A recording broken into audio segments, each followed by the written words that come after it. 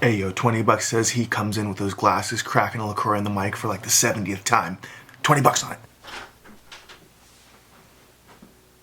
The hell? What? Why is my camera on? The heck? And it's not even on the proper zoom. Kind of idiot. This isn't a LaCroix. Oh, there we go. Oh. Pick up some of that audio. Hello guys, how's everybody doing? Another podcast today. It's been a minute. I know I usually promise like videos and I'm really bad at delivering sometimes. And I actually need to get on that and correct that a little more as I try to grow my channel, because inconsistency is something people don't really like. So I'm trying, okay? Got a few topics I'd like to talk about today. One of them is inspiration. In my off time, I normally just watch YouTube videos. I don't really watch much TV because most of my inspirations are YouTubers or someone on a social media platform, if that sounds kind of weird. I don't know. What really got me to start watching YouTube is I just happened to stumble upon a YouTuber named TechSource. I believe that's what his name is. It was a guy that would just make PCs and stuff and desk setups with the LED lights and everything that you see today. But back then it wasn't very like mainstream as it is now. And I was like, it's kind of taken back. I was like, what? People do this? They have like 3 monitor setups with like crazy backgrounds, crazy peripherals. I'd watch and then they would post like their PC, like what the whole numbers meant. And to me, I was like, I don't know what that says or what it means, but it looks awesome. And so I was just getting addicted to watching these, and I was like, whoa, like this is interesting. And then like this guy's making money. And then he posted his like, I got a Lamborghini video, like every successful YouTuber, which I ain't gonna lie, you know, I'd like to post that video too, you know, but I feel like those aren't very well received either though. And I just was like, dude, this is crazy. Like people actually do this. And then I was just going through like the YouTube unboxings as usual, just stuff like that. Back then I was also still really into lightsabers. Still am. It's just obviously COVID has been hard to find and get parts for them. So it's just like, it's kind of a hobby that kind of fell off for me. But then my friend put me on Casey Neistat and I was like, who is this guy? Like, I don't understand what this guy does. And it was just, this is part of his daily vlogging era. And I was like, whoa. These videos are weirdly satisfying. The music is nice. Back when he used like a lot of like hip lo-fi kind of. And so I got like addicted to watching him. And then I was like, okay, he makes stories. He's somewhere interesting because New York City is like a character in itself. Casey's a character himself. Even Casey's glasses were in his videos. So I got addicted to watching everyday vlog. Wake up in the morning, watch a vlog every morning. And it was just, I was spoiled with the content. Like I didn't really think about it because daily vlogging or doing a daily video is insane amount. I think the most streak I've ever done is 5 videos in a week. And there were nothing near Casey level. So I started becoming fantasized with cameras and I was like, okay, wait, what camera does he use? Oh, how much does this lens cost? What's the best vlogging lens? Because that's originally what I wanted to be, is just any type of YouTuber with a camera. And then I learned that hand-holding DSLRs as a vlogging thing, that was weird then. Learning like, okay, it's all about more about editing and telling a story. And so I bought my first 80D, which was the Canon 80D with the 135 kit lens. I remember I bought that actually brand new. It was the only camera that I've ever bought brand new, and that cost me $1,700 back in like maybe 2016, 2017. I don't really remember. I learned then how difficult it was to actually create content, and especially when have this little dream of a YouTuber, and then you start your YouTube and you have like 1 subscriber, 7 subscribers, 12, 17. It's weird because when you post a video, it won't get views for days, literally days. Where like you'd post a video, oh, I got 1 view in 2 weeks that it's been out, and I kind of got off a little track, but just Casey is the reason why I actually pushed to be a YouTuber, and I'm still trying to push to be a YouTuber, if that makes sense. His content was amazing. I still love when he posts today. I watch a lot of his old videos and I remember like, oh, I remember this episode. It's like, you know, when you go back and watch another show that you've seen. I do that with Casey's content all the time. And I love it because later on down the line, after Casey kind of not fell off, but after he stopped making daily content, because obviously he got busy with other things, I stumbled upon Peter McKinnon. And Peter McKinnon, I was like, whoa, people do these photos, like professional videography, professional photos. It was a little bit different from Casey. It was different, but still good. And that kind of pushed me like, oh, what's a Proline lens? Oh, this Proline lens does this Proline lens does that. It's weather seal. I'm like, oh yeah, I like the idea of being able to go anywhere, anytime, and not have to worry about ruining my camera gear.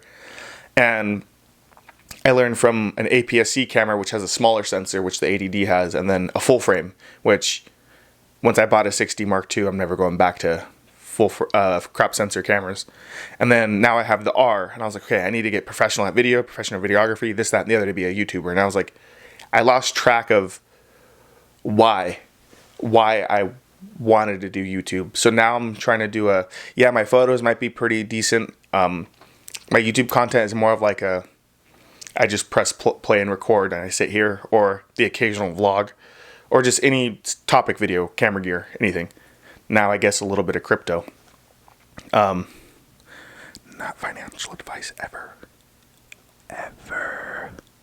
But yeah, and so like when I would see creators that I like, when Casey Neistat and Peter McKinnon did a collab, that was mind blowing to me. That was crazy. That was like, oh, this is like my Super Bowl, when you have content creators that you love and now they're doing content together.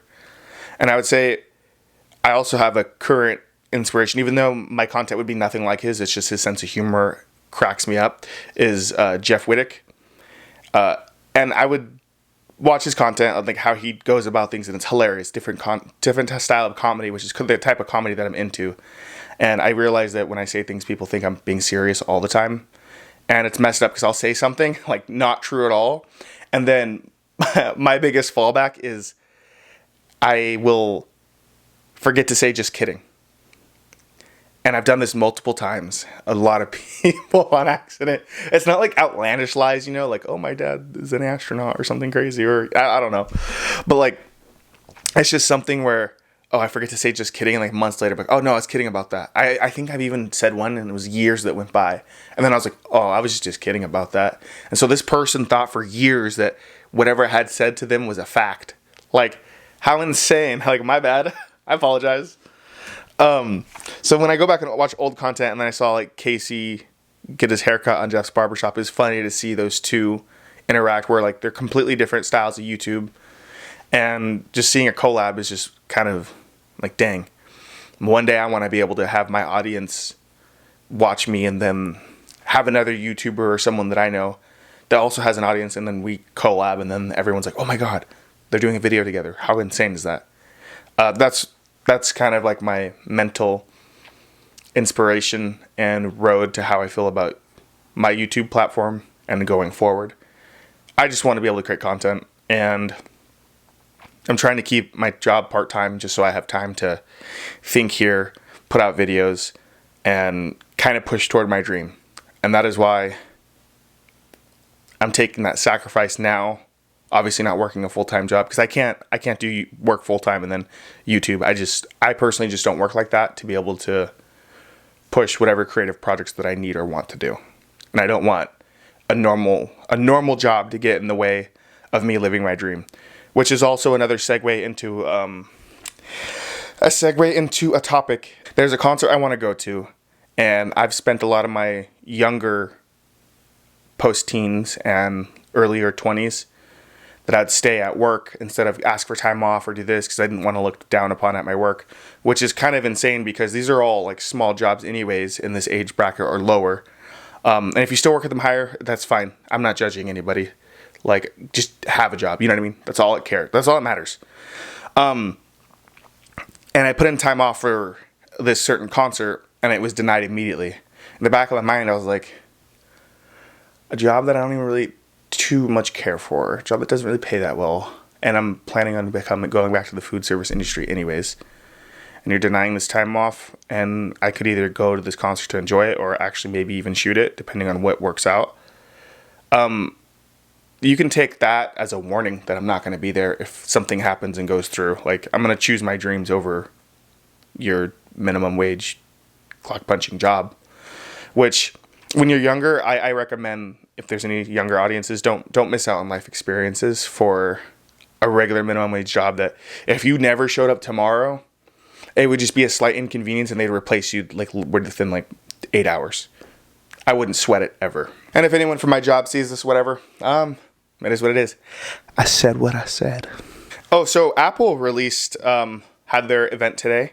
They're having new MacBooks, which actually have the SD card slot and I believe the magnetic charger like they took away back in like 2015, which is awesome.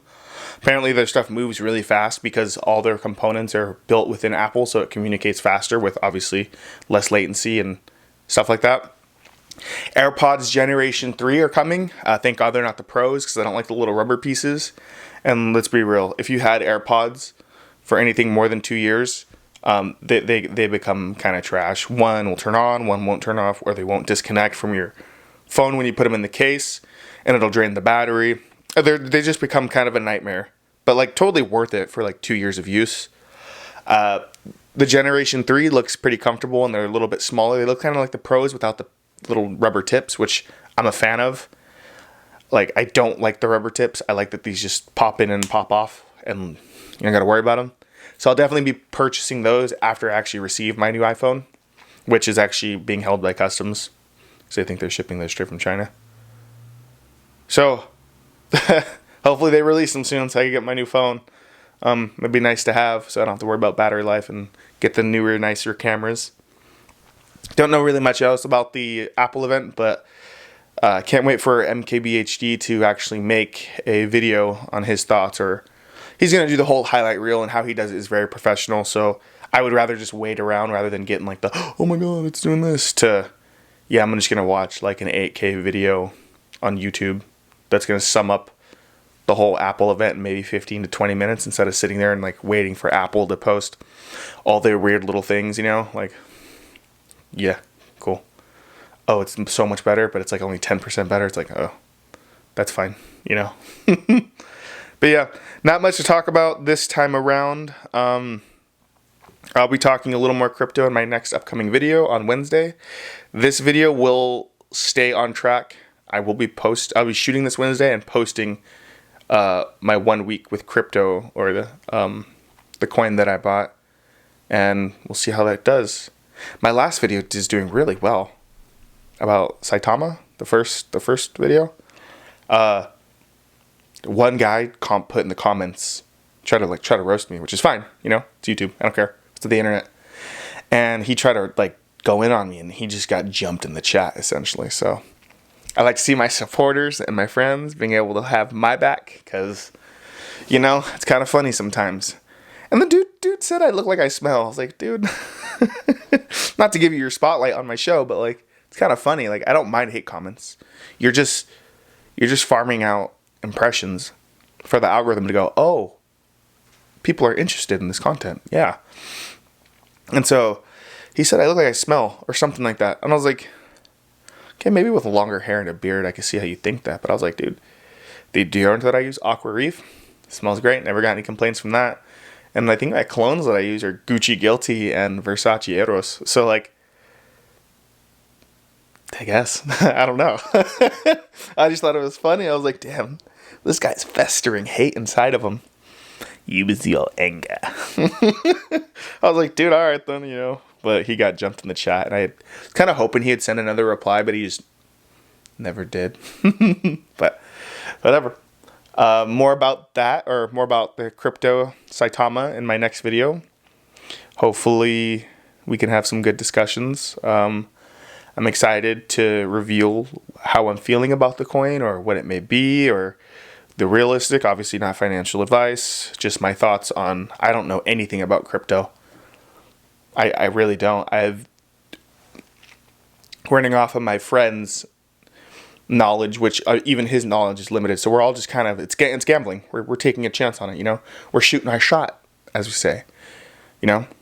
And plus, I want to go travel. I want to buy expensive camera gear, not for like any real reasons, but to be able to shoot good photos, good video, do the whole YouTube life, you know what I mean? And yeah, hopefully that coin pops off so that I can live my little dream on this rock we reside on, you know? But yeah, not really too much to talk about today. Hope you guys have a great week. And for my people out there in those other states that always support my stuff, hopefully you and your son listen to this podcast. I still think about that comment, and I'm like, that's awesome.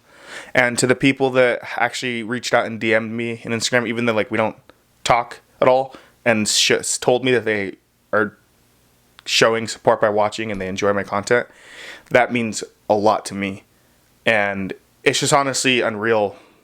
Even though I'm a tiny YouTuber, when somebody says something like that, you're just like, whoa, you took the time out of your day to say something nice to me about a creative thing that I'm kind of insecure about, but I'm just trying to push confidence, you know? Obviously, being a YouTuber and stuff like that is super difficult.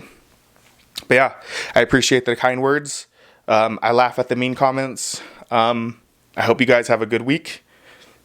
This video should be going up today, which is Monday. And let's go ahead and make it a good week. And don't forget to live your experiences. Concerts, this, that, and the other, within reason. Don't compromise your life for it. The best advice I can leave you on is keep water next to your bed. And not that other type of water. I mean, you can keep a can of this if you want. But just keep like a hydro flask or whatever brand it is you favor next to your bed. Nothing better than that 3 a.m. you wake up and you hit that sip of water. And you drift back to sleep. Nothing better than that. All right. You guys have a good week. I'll be on top of my stuff. And let's hit 1,000 subscribers. Yeah. I told you that idiot would do it.